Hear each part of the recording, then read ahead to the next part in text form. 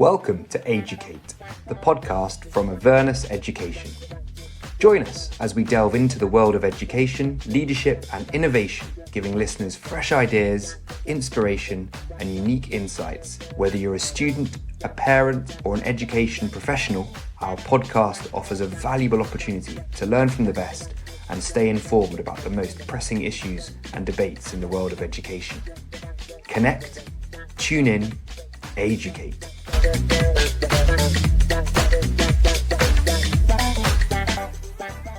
Welcome to the latest episode of the Harkness Education podcast, AEducate.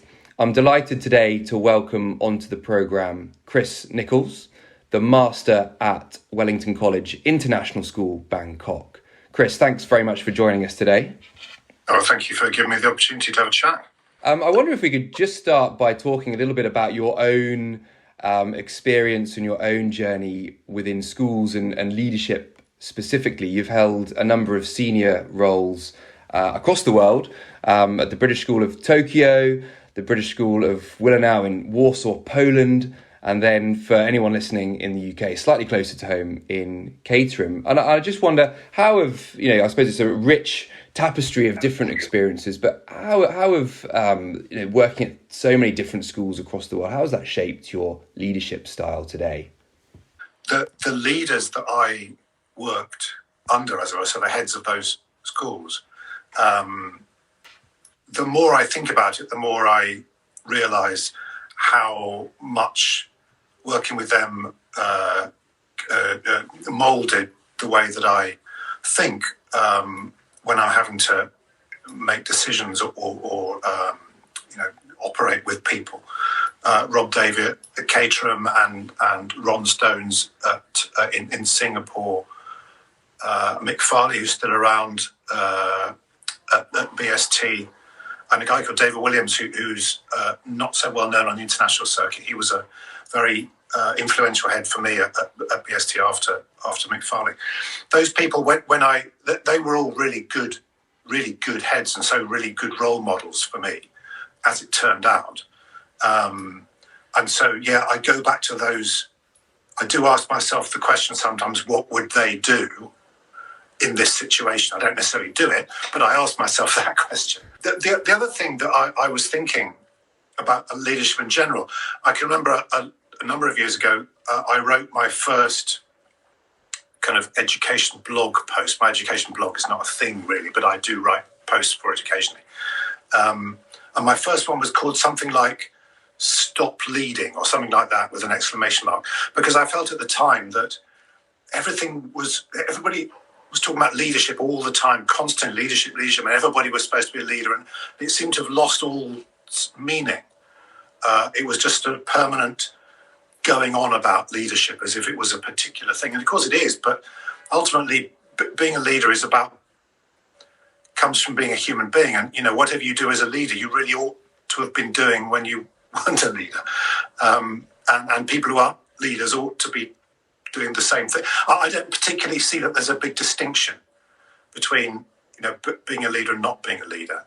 I think you're being the best person you can be in the context that you're in. That's what I always think about it. Absolutely. And I think when I was looking over the Wellington College Bangkok website, being the best person that you can be kind of really, I think, shines through in a lot of the mission statement and the bits and pieces on the website. And there was one quote that really struck me. Education takes up great chunks of the lives of young people, and as much as I can, I want to make sure those lives and those chunks are happy, richly involving, visually stimulating. And that I thought was made me want to kind of sign up and come and send my students, my children to the school. How does it play out for the pupils at Wellington College Bangkok, that kind of vision? Well, I'm not them, so I hope the way it plays out is our approach to this business of being in a school is that it's an environment in which you spend a great deal of your time. In our case, from the age of 2 to the age of 18, if you're a kid, or member of staff. We worked there many, many hours a day. Some would say too many hours a day. And for much of the year. So I want it to be a place where we're living our lives before anything else. So when we were designing the campus and the buildings of the school, we had an architect who was based in the UK, and they came over a couple of times, and I took them around Bangkok, and I think the idea was I would take them around other schools and they would see the campus. I didn't take them to any schools. I didn't realise till afterwards we hadn't even looked at a school. We were looking at hotels, and we were looking at kind of high-end shopping malls and stuff like that, because it's only afterwards I realised that it was because I was trying to find places that are nice to be in. I mean, you feel comfortable, you feel encouraged to be in them, and you kind of want to go back. And that's what I want a school to be, and that's what I want the experience of a school to be before anything else. And I don't know if this will ever happen, but I want our students to, when they go off to university or the world of work, I want them to meet other people and, end up having conversations about their school and realise that ours wasn't typical. Ours wasn't the standard way of doing things, and to go, wow, I had no idea that other people's school was so dull. I mean, that's what I want them to feel, because it's your life. So everything that happens in the classroom, everything that happens outside the classroom, everything that happens on the sports field, or when you're walking between one place and another place, or going up the stairs or down the stairs, or coming out from the toilet, whatever it is, I want it to be a positive experience, or at least a neutral experience, which is positive tinged rather than negative tinged. So when we were designing, it turned out this was a thing, but I didn't realise it was a thing at the time. We didn't put corridors in the building. So when you emerge the senior school building that we just opened a couple of years ago, that when you come out of the classroom, you're in the library. Everywhere is library or classroom, and that was because I hate corridors myself. Because when you're walking down the corridor in a school, that's the time when you punch your friend in the shoulder, right, or you kick somebody, or say something unpleasant or whatever it is, because it seems to be a kind of switch off, free for all time, and I don't really like it. So I made it go away. So that's basically the principle of it. Is it's a place to exist and be comfortable existing, and to want to go back to again. That's fascinating. I think many schools can perhaps draw on that and look at their corridor spaces. And I guess part of what you're saying is creating a particular experience for the students. And obviously, Wellington College is based partly on that unique Wellington College identity from the UK. And I guess there's that inevitable need to blend a bit of the Britishness of the brand and the history, but then merge that with that very non-British element of Bangkok and an international setting. And I suppose it's a challenge for lots of international schools like Wellington College. Was there anything in particular that you wanted to carry forward in terms of creating your own unique set of values and principles?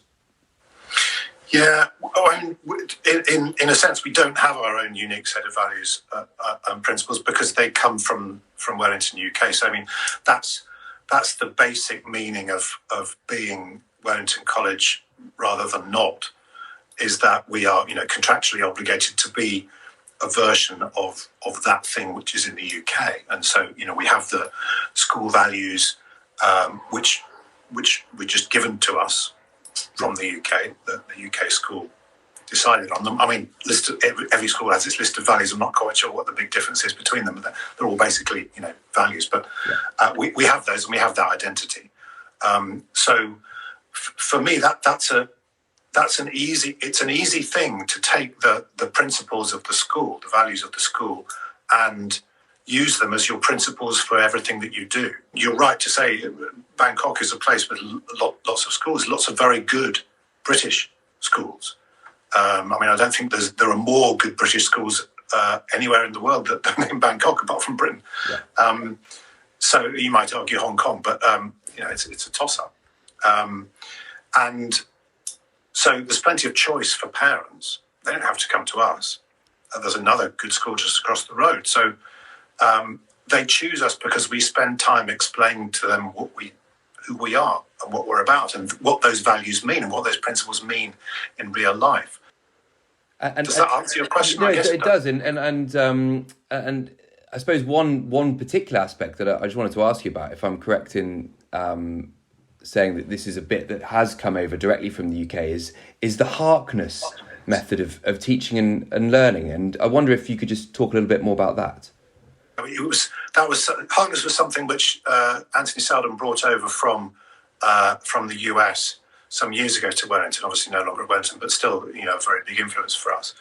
And it's a discussion-based process. So you have basically have a big table with 12 to 14 people around it, and the lesson is a discussion, and the discussion is led by the students who have done their work beforehand, so they know what it is that they're discussing. And it's when you operate a Harkness lesson well, you realise that the lesson isn't about your own opinion. If I'm one of the students around the table, it's not really about me just piling in and speaking the loudest and making sure that everybody comes to my version of things. That's not really what it's about.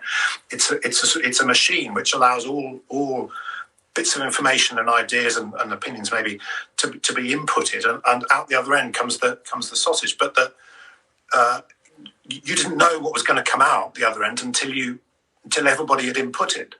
So it's the Harkness room is a version of the brain doing the processing of all the input, then coming out with a sort of conclusion. So it's a nice little micro version of scientific method, I think, because it has input, it has processing, and then it has output, and an output which can then become input for the future. I like it because of that, and it's definitely not a debate. It's not a fight between two different versions of something, or it's not even exactly Socratic method. It's just let's just pile everything in and see where we get to. I hope you're enjoying this episode of AEducate, the Avernus Education podcast. For those that don't know, Avernus Education provides inspiration and direction to students, helping them get ahead of the competition and maximise their chances of success. We work in collaboration with students, parents and schools to support young learners in their educational pathway, no matter what phase of the journey they are in. From university admission mentorship to subject knowledge enhancement, we provide clarity and guidance to students in order to help them discover their passion, support them in decision-making, and develop a personalised roadmap to further their ambitions and guide them to achieve their academic goals.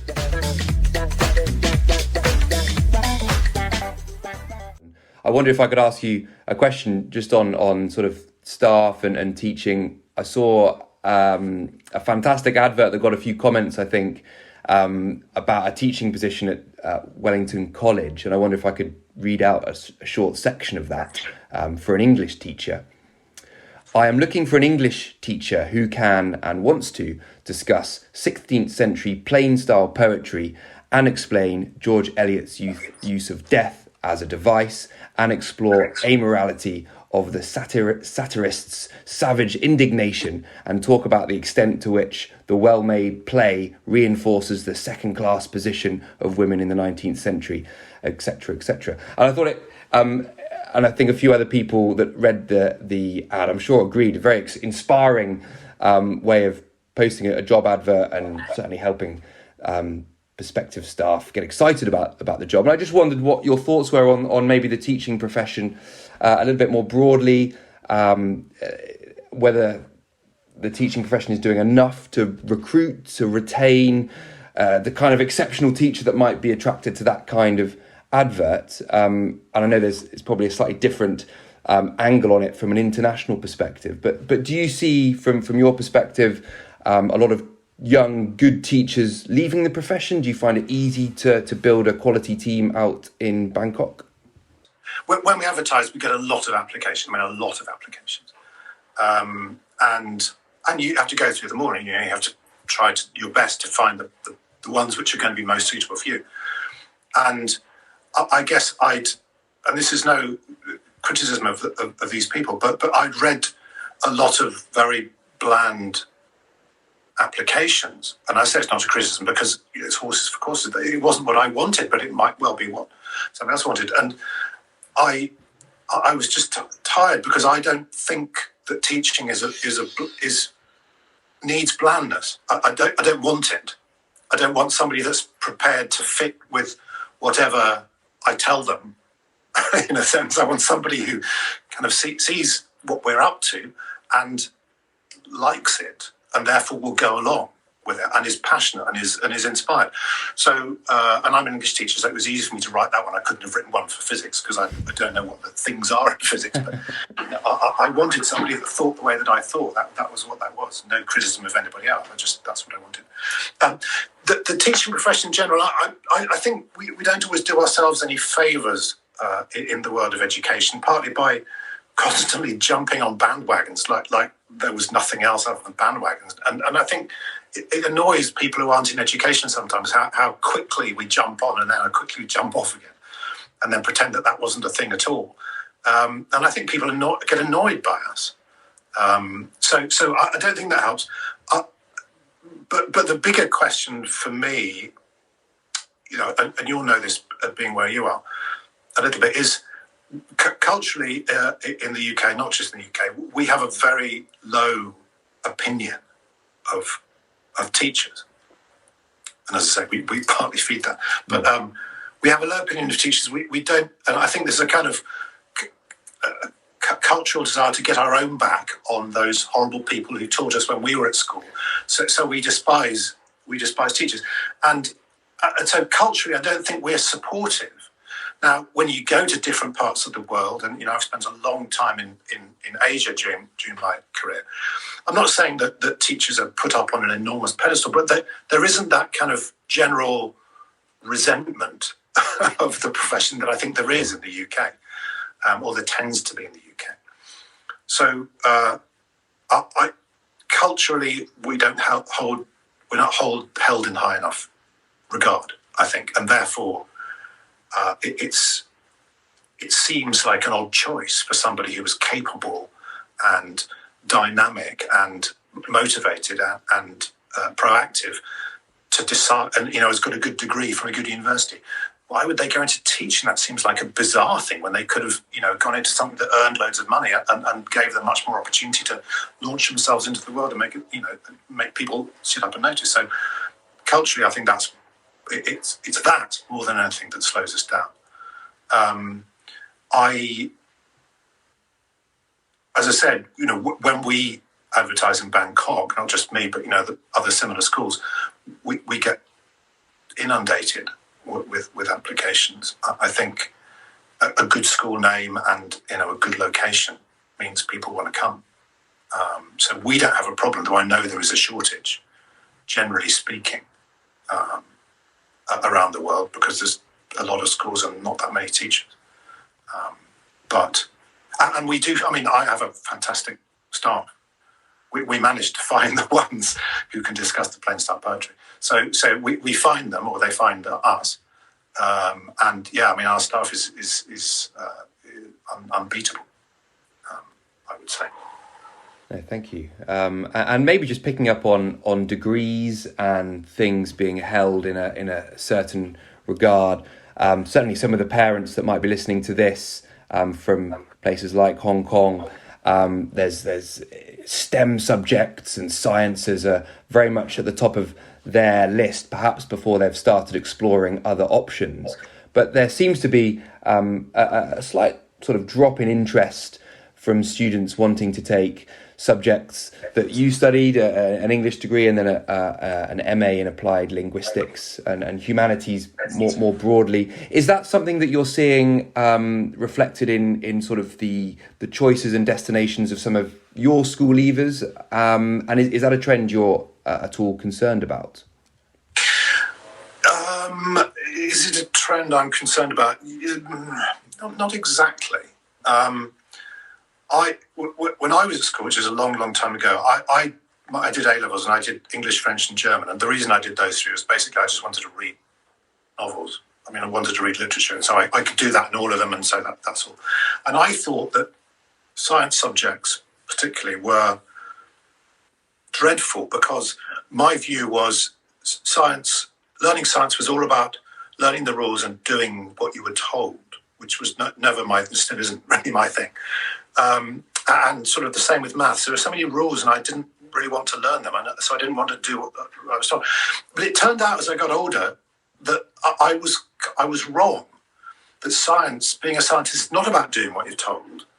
It's not just about learning rules, it's about understanding the world. And so a good science-focused degree, a good engineering degree, whatever it is, fantastic. I wish I'd done it. I mean, I don't wish I hadn't done English. I loved it. But, I more and more I wish that I had understood what science really was, or even what mathematics really was. So I don't think it's wrong that people are focused in that direction. I think it's a pity that we, on the sort of arts and humanities side, don't take a little bit more time to point out that actually the thinking and the studying and the doing have exactly the same structure in the study of literature as they do in the study of molecular biology, because again, it's scientific method, as I said earlier on. You're doing the thinking. It's structured. It's organised. If you're not doing that thinking, you're not doing the study. So I don't think there should be such a big split between the STEM side and the other side, because I think it's the same thing. And a good course of study, whether it's at school or at a university or a college, a top quality course of study will not be so narrow that you can't see the connections between Shakespeare and thermodynamics. They won't be that narrow. They will be taught by people who get that the world is one thing and not many different things. So I think my advice to young people is study the thing that you're best at, what you like the best, but recognise that whatever you're studying, you're not really cutting yourself off from everything else. See the connections, see the similarities. And I think I had a good education. My teachers at school and at university were all about, and this is connected to that, and so that's how that works, and that's what fed me to keep going. Otherwise I'd have given up, because I like that. So it's a shame that maybe it's seen as the dichotomy between STEM and everything else. And I don't think saying STEAM is really the answer. I just, to be honest, I wish we would stop saying STEM and stop saying STEAM and stop saying all of it and just do the work, do the study, get excited about whatever it is. Really interesting thoughts, thank you. And I suppose thinking about quality education and how international schools develop across the world, maybe a slightly tricky question, but I know a few of our listeners are interested. And you've had experience of helping continue the establishment of a new school in Bangkok, and schools of a similar nature are being founded across the globe. And there's often some discussion about where the next big place should be, and the country where some of these schools are going to be founded.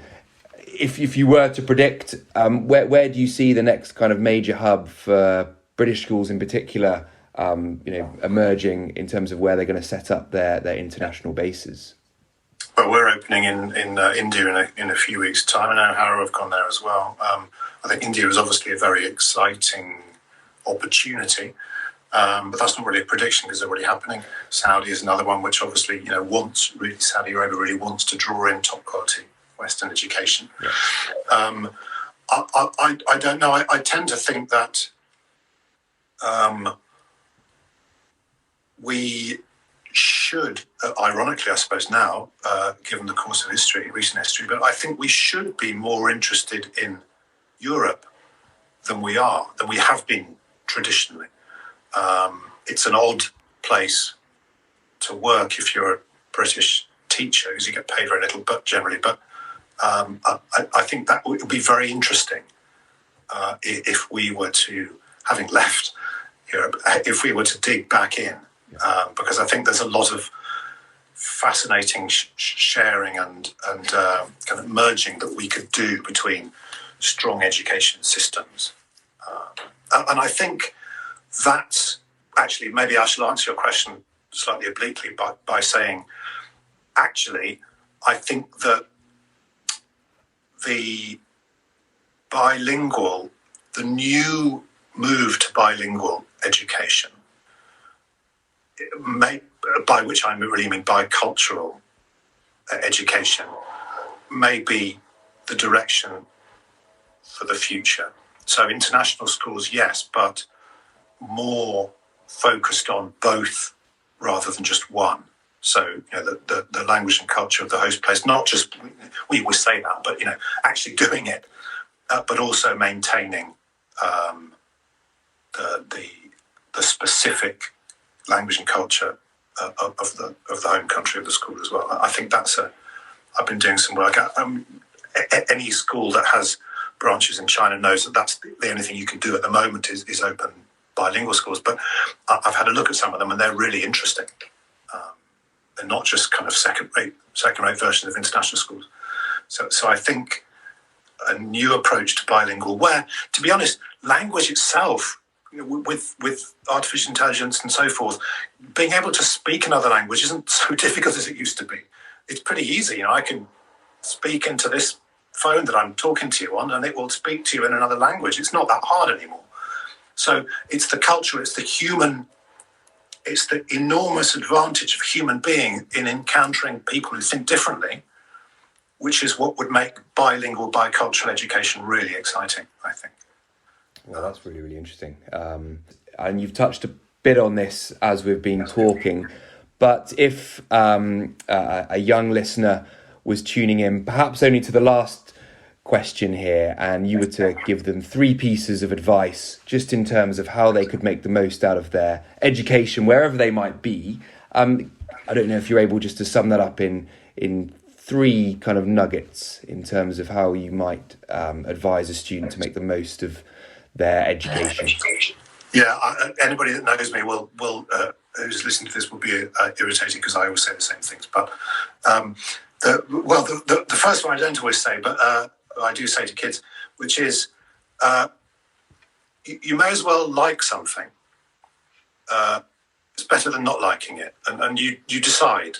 You can decide whether you like something or not. So like it, because it's more enjoyable if you like something. But the second one is, what I always say to everybody, and it comes from Bill and Ted's Excellent Adventure, the movie, and that is be excellent to each other. And I say it all the time, be excellent to each other. Again, because you may as well be. Why not be nice? So be excellent to each other, I think, is a really good motto, and I keep it in my head all the time. And the other one, now I don't know how good this is for young people, but I'll say I said it at the end of term in our speech day the other day, and this comes from a novel or a set of novels by Michael Connolly about the detective character called Bosch, and Bosch says, everybody counts or nobody counts. And what I take that to mean is, if you care about something and someone, if you care about human beings, you should care about all of them. If you care about something, you should understand what it means. Don't, which in a sense is the same as be excellent to each other, because it means don't assume that somebody's not worth your time, or somebody's not worth anything, or is less than you, or unimportant. So, sorry, it's all got a bit deep again, but everybody counts or nobody counts, and in brackets, everybody counts. That's my third one. But the most important one is be excellent to each other. Very valuable advice. Chris Nicholls, Master at Wellington College International School, Bangkok. Thank you so much for speaking with Avernus Education today. Thank you very much for allowing me to do so.